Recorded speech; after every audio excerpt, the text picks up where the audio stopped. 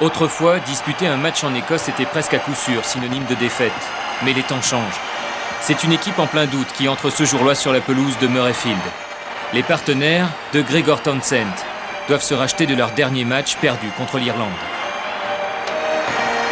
Au contraire, forte de sa victoire contre l'Angleterre, l'équipe de France est en pleine confiance.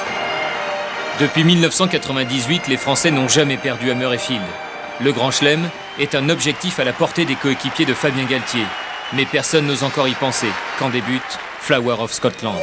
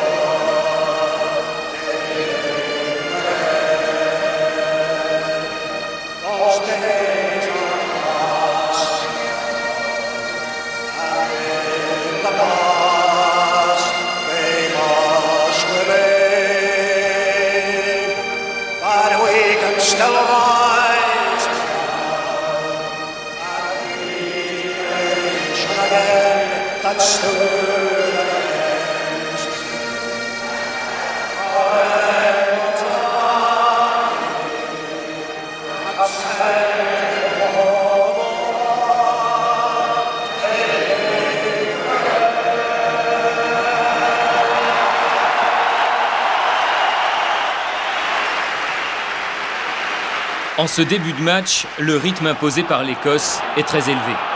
Conséquence, les Français sont privés de ballon et défendent comme ils peuvent. Redpath s'échappe dans le dos de la défense. Heureusement, il est plaqué par Nicolas Brusque. Brian Redpath, le demi-mêlée écossais, organise toutes les attaques de son équipe.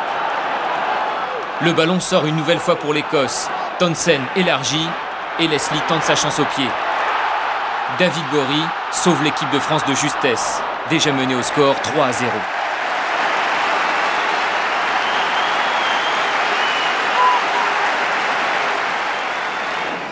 Mais voici le sursaut français. Sur cette mêlée écossaise, Fabien Galtier pourrit la sortie du ballon. Les Français récupèrent la balle et lancent la contre-attaque. Merceron envoie Traille au milieu du terrain. La défense écossaise explose. Tony Marsh est en soutien pour le premier essai du match.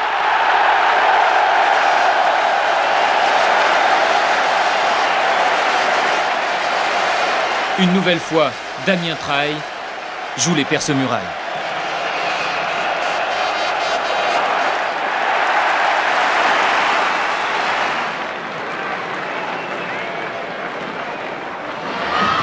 Avec la transformation qui suit, la France prend l'avantage 7-3, sous les yeux de Bill McLaren, une légende vivante du commentaire outre-Manche, une légende à laquelle tout le stade rend hommage à la mi-temps de ce match.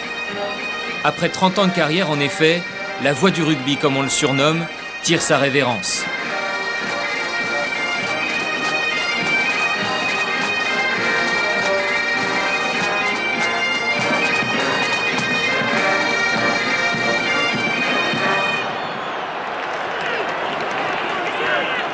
Les Français, quant à eux, ont su tirer des enseignements de leur dernier match contre l'Angleterre et décident d'attaquer avec une 89.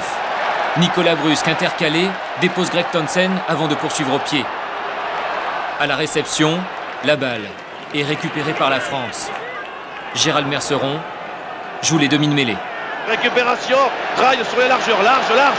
Voilà, il y a du surnombre avec la famille. Le ballon est dans le truc, course vite. Et c'est... Il n'a pas filé. Tony Marsh aplatit en coin, mais le plus surprenant est ailleurs. Sur cette action, Raphaël Ibanez et Jean-Jacques Trinquat jouent le jeu comme deux véritables trois quarts centres. La France mène 15-3. Quelques minutes plus tard, Emmanuel Arinordoki capte cette balle à deux mains. Le pack français s'organise et progresse. La balle sort pour Merceron qui tape dans le ciel d'Édimbourg.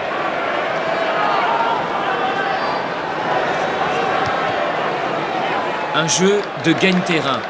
Que va perdre l'Écosse? Regardez, sur cette action, Nicolas Brusque relance, finalement. Et sur l'aile, Imanol Arinordo qui, encore lui, trouve Aurélien Rougerie. L'ailier de l'équipe de France crée un nouveau point de fixation. Et le môle français progresse encore et toujours.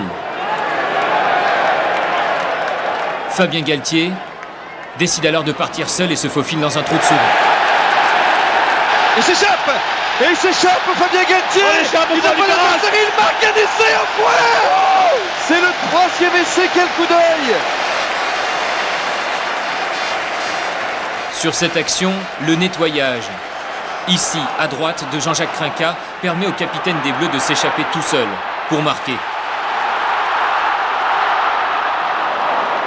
22-3, avec la transformation de Gérald Merceron, la France impressionne.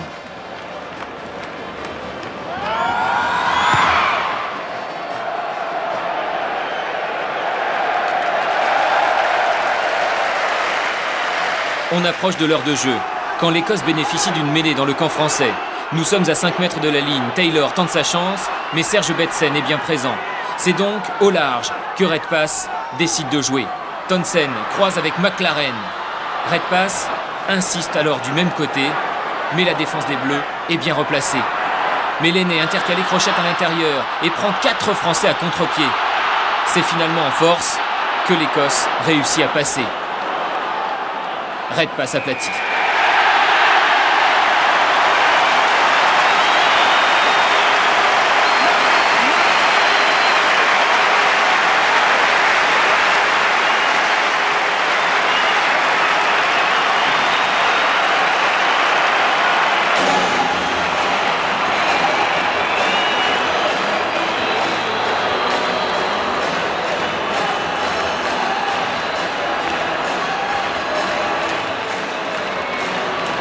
Un essai transformé par Lenné, qui permet aux Écossais de réduire le score 22-10.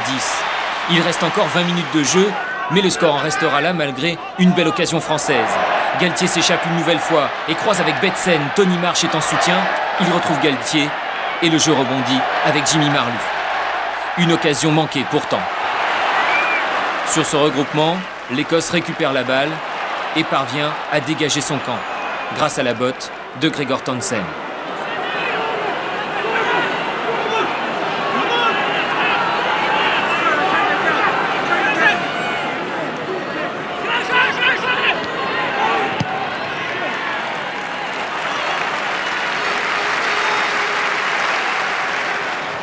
L'action rappelle pourtant le French flair, le jeu à la française, comme l'appellent les anglo-saxons.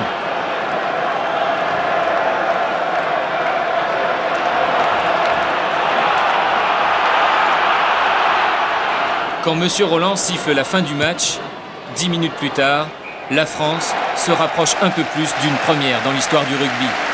Remporter le premier grand chelem des 6 nations. Un rêve auquel les joueurs français de retour au vestiaire peuvent désormais songer librement.